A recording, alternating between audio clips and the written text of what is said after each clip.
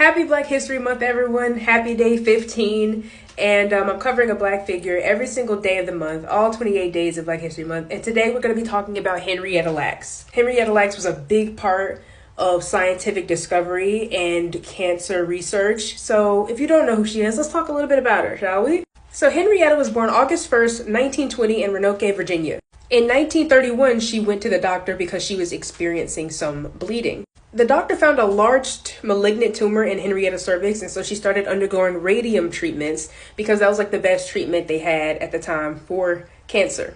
In walks a doctor by the name of Dr. George Gay, who would normally collect cancer cells from every patient who had cervical cancer, and he would take them and he would do research with them.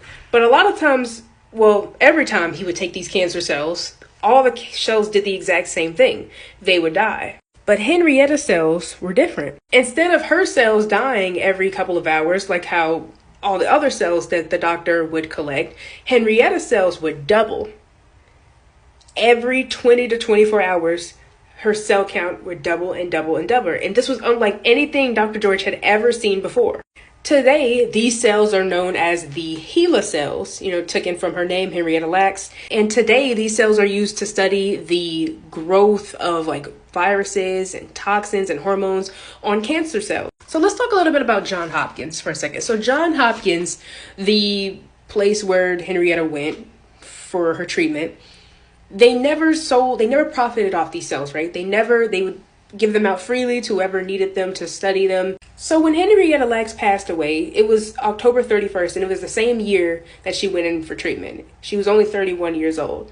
But Johns Hopkins, because of her help in the discovery of new research when it comes to cancer, Johns Hopkins, they wanted to do something for Henrietta. So they decided to make a building honoring her life. So Johns Hopkins, in collaboration with descendants of Henrietta Lacks, honors the legacy of Mrs. Lacks and celebrates Hopkins' newest multidisciplinary space in East Baltimore with a groundbreaking ceremony for the building to be named in Henrietta Lacks' honor.